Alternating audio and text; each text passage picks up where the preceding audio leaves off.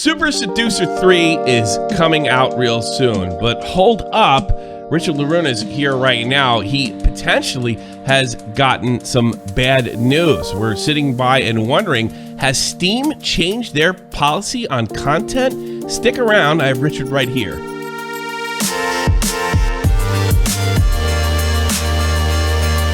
Hey, what's happening, everybody? I'm here with Richard Ruina, the famous dev for Super Seducer 1, 2, and now 3. But we have a sort of a strange turn of events from Steam. Richard Ruina writes on his Twitter, I've updated this post with today's news. Steam told a fan that we deleted our own demo. We see screenshot of the post. Still no answer from Steam. We are moving on and focusing on launch, but worried that we won't get approved or get visibly limited. What's going on? You haven't had a problem with Steam in the past, have you? Not really. When Super Seducer 2 came out, we didn't appear in the new and trending right away, which was strange because we were like number 2 on all of Twitch. And yeah. Then a friend who's a developer messaged them, and then we were there. So we did have that, but it was minor. And this is something to do with the Steam Games Festival, which is going on at the moment, where you can play free demos. And we were entered into that in November. We were approved, we were curated. They had a developer preview of the page where our demo was on the page. And we were given categories, and I had some back and forth with Steam about the categories because we weren't number 1 in dating sims. There was all non-dating sims there. And then they fixed that. And then we had pretty good visibility. The festival started, and then after an hour, our demo just disappeared. We weren't there anymore. And you did not delete the demo, clearly. I mean, what's this, you deleted your own demo?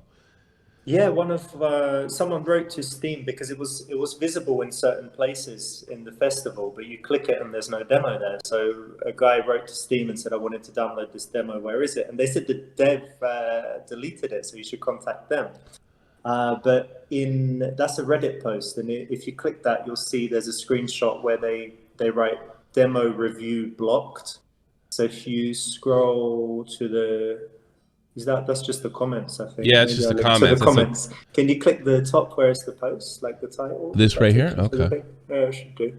Oh, no, just refreshes. To be perfectly honest. Yeah, that's a bit strange. All right, my bad. That's the wrong link then. So, well, you got to repost that on Twitter now. Now we know that. Yeah. So it said to us, it says review blocked. Mm-hmm. Demo review block. That's our message in Steam. So it's in the review panel. It's not approved, and we have messages to them saying what's going on, and they haven't replied. Is that because you haven't had any problems with Steam in the past? I know I would even call it mild controversy with the content in the past, but you've been pretty visible. Super Seducer 2, we streamed it here on Shop from the Point. I never had any problem. I still get recommendations for it, even though I bought it.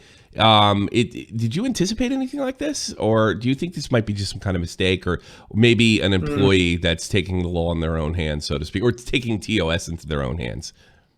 Yeah, we definitely don't break their terms of service, and I didn't expect it from Steam because, as you say, they allow anything, and our games are not adults only even. So whereas they allow adults only games, our games are rated M. You know, if they're okay for Twitch and YouTube, obviously Steam shouldn't censor above and beyond Twitch, which is quite tame in what they allow. It's not it's not Webcam Girls platform or something, so they're quite strict. Is there anything? So yeah, it was a big surprise. I obviously I don't want you to relieve it, reveal any of the content. I did see you, and it looked like a joke, carrying a knife and chasing somebody in one of the scenes. Was that? Stuff like that. It's very silly. It's nothing more than Super Seducer 1 and 2. There's no. Yeah. We didn't push any lines, and the thing is that at the moment in the demo we censored everything as well. Mm-hmm. So anything that we thought was not family friendly, we censored it because we figured it's a demo, and maybe we always try and play it safe because we always get banned from places, so we try and play it safe. And in regards to what I think happened, yes, I think it was someone at Steam that saw the festival page and was like, what the fuck is that? Get it off there. Mm-hmm. What level they are in the company and all of that, I don't know. And I wrote to Gabe, I emailed him, he's the president, I think, right? Yeah, so, he's the big shot. He's the big man. so I wrote to him, didn't hear back, and we've got 2 support tickets that haven't been replied to as well. So they're not answering me, and I don't know. I mean, maybe they would want me to sign an NDA before they tell me what actually happened because they wouldn't want me to publicize it. I don't know. Who knows? Yeah, how much time has gone between the emails or the outreach to Steam and the time, basically the time between you reached out and haven't heard from them? How much time has gone by?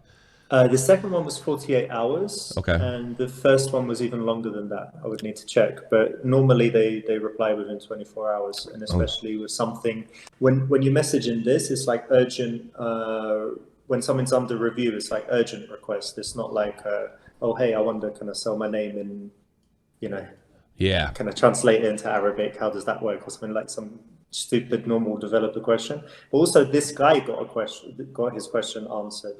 And he was asking what happened, and they said we deleted it. So he got an answer, and we didn't. So obviously they've seen it, and obviously it's been, escalated, and maybe something's been decided not to answer us, or maybe they're still thinking about what to say because they're worried about this censorship issue. So you're like I said before. Cool. With I've checked your content, and I don't think your content is definitely for adults, but it's not over the top. Do you think there's something? I mentioned the knife before, and obviously that was done in a comical way. Do you think there's something in Super Seducer 3 that's not in 1 and 2 that may have maybe you overlooked on how they might take it? Is there and I know you can't you don't want to reveal what actually happens in the game. Is there something new that you kind of tried that was edgy? Anything. Really? There's in terms of nudity, it goes down to women in underwear and me. I'm in my underwear on my team. And in terms of violence, we've got this comical violence where I shoot a guy and I chase the girl with a knife, but nothing happens. And you hear her laughing in the end. So it's incredibly tame and silly. Like the guys streamed it yesterday. We gave it to the 3 streamers in the game, and they played through the whole game on Twitch. And there was no, like, they're obviously very sensitive about getting banned or in trouble on Twitch, and there was nothing that worried them. So just to let the people know, when I'm talking about knives, usually what happens is Richard comes upon a girl, and you have 4 choices, and one of the choices is always a bit ridiculous, and people click on it to see the whole scene play out, and it's usually done in a very comical way, or you get slapped in the face or something like that. I don't want people to watch this video and think you're making anything that's even all that edgy. It's the bad stuff, so to speak, that I've seen has always been clearly comical, clearly satire, and clearly just designed to make you laugh. No encouragement of violence or anything of that nature. So I don't want to give people that impression by just leave it off. Now, you did mention me offline, and I did mention to you that in the past, Steam has kind of stayed out of this type of thing. They did ban a game that never came out that had something to do with school shootings, but that ban was only made, if I can't remember the name of the game, that ban was made because this particular dev never actually produced anything in the past. That's why he was banned. So I can't imagine what kind of content. There are a few games that kind of purposefully push the limits. So there was that one, Rape Day, and I think that one was called Active Shooter, the one you're talking about. Yes, Active Shooter was it. They're not technically trolling, but they're obviously creating a game that's going to be scandalous. And when we made Seducer, first we got the ratings. So we're rated M in the States and Peggy 16. So for 16-year-olds in Europe for the previous games. So obviously that's not a problem. It was an issue in 2018 when the first game came out because Me Too was really popping. Sure. And so there was a lot of sensitivity to about anything to do with talking to women in any way. Yeah. But there was no negative press about the second game because Me Too had already died down and the game was established. And think about it, like streamers like Pokimane played it. Like it's not. It's not just the edgy people that play. It's literally all, It's from all walks of life. I mean, you don't really necessarily. I mean, I play and I'm married. I'm not seducing anybody, and my age, nobody's seducing me. But I do it because I want to laugh. I think it's funny for you to roll it in a tank and start talking to a girl. That's funny to me, And it's just entertainment. We're all bummed out from coronavirus. I know. It's something to making people laugh and letting them, see some pretty girls and talk to them and do stupid stuff. Like, there's obviously, it's not in the same category as active shooter or rape day or these You're not trying to push any kind of limit here in terms of censorship. You're not trying to push any kind of limit here. And I could have. Yeah, and I could have. I imagine you could have. We could have done that. All right. So before we get in the interview, I just want to ask you: do you think this could be a coronavirus thing? I mean, last time we did these 2 games, we didn't have a pandemic. Do you think this might they'll get to you in the middle of the week? Or you sound like you're pretty down. Are you expecting bad news? I'm always ready for bad news because it's not the first time we've had a major platform ban us at the last minute. We had the Kickstarter campaign taken down. We had a lot of stuff happen to us with the previous game, so I'm ready for it. And it's weird because we're kind of hyped for the launch and it's going really well in terms of the streamers playing it and stuff. But if you think about it, the visibility that we would have got from that festival was huge because we got 5,000 visits to the page in the first hour before it was taken down, and the festival was 6 days. So it's hundreds of thousands of dollars that were just taken away with no explanation, notice, like nothing. Like, you don't do that. We signed up for the thing in November. We got pulled and we didn't have a message about it. So that's obviously worrying. What I hope, like, we've lost that visibility, those wish lists and that revenue.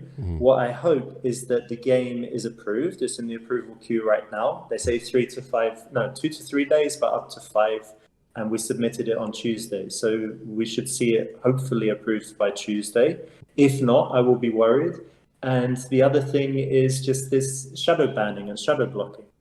Yeah, where you might as well be banned because no one's able to search and see it or anything. Or they just add a drag number to it, like a multiplier or drag, so they could give it 0.6 of the visibility it should get versus 1, and they can manipulate that. Who knows? And then they haven't banned it, right? It's not in new and trending, it's not in top sellers, it's nowhere. So they haven't banned it, but all of our traffic is only external, nothing from Steam apart from them taking 30% of the money. So obviously that's going to be a worry until the actual launch goes ahead and we see that we get the visibility that we got for previous games, which was based on it being hot, new and trending, having a lot of sales wish lists and getting the visibility that it deserves. That's all I want. I just want, fair treatment. Or at least the treatment you got the last time. I mean, and I think when people view this stuff, it really is, at the end of the day, I'm not saying that there's nothing in there that a guy can't take away from it and learn how to talk to women when I say it's entertainment, but there is an entertainment element in there. And it's really, I think it's just very lighthearted and tongue in cheek. Besides that, this is Super Seducer 3, the final. This is the final game? This is it? You're done? Yeah, of course. Yeah. Come on. You're going to, I mean, let's say this gets straightened out, and I'm kind of hoping it does. Like, this is it. Even if it sells millions, we're not going to make another one. Even if Sony, Microsoft, and Nintendo come and say, "Please, can we publish it?" I'm not going to make another one. Why not? I have to ask. It's hard work, and I'm too old, and it's stressful. How old are you? You're not older than me. No, I'm 40. It's not. Oh, you just turned 40. Oh, yeah, you're washed up. Like these 14-hour days and all this stress. Oh, really? You just done with it? Any future plans with any other kind of project, or is this is a goodbye from the gaming industry? If we do something else, we'll do something else without my face in it, without my fingerprints on it, so it has the possibility of being multi-platform. Because think about it, like, if I wanted to make Super Seducer, it's limited to Steam. Like, we can't even get it on iOS. Sure. Apple wouldn't allow it, right? So we're limited, whereas another game can come out and be on 4 or 5 platforms and get 4 or 5 times the sales. We're limited to 1. And if Steam changed their policies overnight, then any money and time that we've invested in the game is gone on the line, right? It's gone. So I would do a different kind of game, probably horror is what we're thinking about. Fun. But you won't even know it's from me. So I would get another company to publish it because I think that they would do it just to spite me. I don't think I could get a game published with certain platforms just because it's me. asking to How does publish that? it. How does that mean? You know, my interactions with you over the years. You're. I hope you don't take this wrong. You're kind of a gentle guy. You don't seem to be particularly crazy. You've even gone on my program and said, you know, you weren't like the ladies' man when you were starting off, and you've always been very honest and upfront. Is it? What does that kind of feel like that you're sort of this symbol of misogyny when it's just couldn't be farther from the truth, at least in my experience? You're married. You don't have 30 girlfriends, you know. It's just a game. What does that make you feel like? Yes, it's very strange, but I think it's pretty normal in the current climate. I don't follow like all of the cancel culture and the latest stuff, but it seems to be very unfair, very common, and we forget, especially when it's you know, a very famous celebrity, that, you know, they have feelings too, and it's not very nice. You know? Yeah, it's just the way it is. So I kind of accept it as, you know, the way things are in the modern world, but it is a bit of dissonance because I'm there chilling with my wife, and then it's like evil misogynist or something. But the nice thing by now, that was very hard before SS1's release. But the nice thing by now is we have fans and people that defend us. And, you know, people that don't like this kind of illogical, extreme censorship or cancel culture, and will defend me. I think it goes beyond that. They're very sweet. I think it goes beyond that. The most frightening thing about that, all those things you mentioned, is this sort of making interactions between males and females divisive to begin with. I mean, that's the most frightening thing, because that's how the whole world turns. We need to make the kids for the next generations of video games and industry. And, you know, if less kids are being born and less people are happy and more marriages are miserable because we don't have these sort of normal interactions that I think were a lot more common. I was born in the 70s, and and you were born in the early 80s, clearly. This is kind of spooky. And it's very hard for a single shy guy like to know what to do, because if he watched all of the Me Too stuff, there were celebrities that got in trouble for kind of being persuasive and trying to get sexual things. So just like using words and saying "come on," or, you know, that kind of thing. So now if you're a guy and you're on a date with a girl, if you even manage to get on a date, you know, good luck. You're on a date with her, and then you're like, God, I want to kiss her, but if I try and kiss her, is it abuse? Or, you know, if you want to talk to someone at the gym or in the office, like, am I going to get fired? Am I going to get banned? Like, so the avenues for this is a nice shy guy we're talking about. Because obviously the cocky guys never have problems, but you know, the nice shy guys that already had problems, what do they do now? It's really hard. It's weird. Well, I do a goof show called Love Phones, and the majority of guys I get are gamers, are shy, have had bad experience. You should be you're their hero, because again, you've said you're that shy guy that kind of overcame that stuff. And you know, like, how long have you been married now? 10 years? No, only 5. Only 5? Still no problems. No, we're doing good. With us, and your wife is involved in the project, correct? So she knows everything you're doing. Oh yeah, she's hugely involved. Yeah, she was there every moment of the filming days. And, I kind of want to paint this picture that, you know, you are a regular guy. That you're not the. I remember when I interviewed you. I think it was almost 3 years ago. I was kind of hoping you were cocky and over the top and, and crude, and you're not. And it's the funny. I'm worse than you. You know. I'll tell you something. There was a lot of press that interviewed me, and even a few that interviewed both of us with my wife as well. And those pieces never came out. So, for example, Polygon talked to us for an hour and a half, and then never released it. Now, what happened in all of those cases is they had a nice article that said, actually, he's not that bad, and it got destroyed by the editor. It's happened many times. That's like the Times in England, the Times of London, Americans call it, like the Times newspaper. Well, I'm going to say, like, I'm the big content creator. Every time I've written, you've written me back. You've been kind enough to come on my show. You've been nothing but nice to me, so I can vouch for you. And you don't talk crudely or poorly about women when they're not around. You seem like a kind of a go-getter, and I got to be honest with you. If I was a shy kid playing Overwatch all day, I think I'd be listening to every word that was coming out of your mouth. Thanks, man. Listen, I really hope that this. I hope this is just coronavirus. I hope this is just a delay. I mean, it's going to be big news if there's a major policy change here. But I really hope that's not the case. My gut feeling tells me that is the case. Maybe you're worrying a little bit, but yeah, let's get this out there and let people hear it because, you know, your content is fine, is funny. It's tongue-in-cheek, certainly for teenagers and above. I think 16 is about the right age. And I just like to get the word out just in case something does happen. Thanks, man. I appreciate it. Thank you for coming on. Take care. Cheers.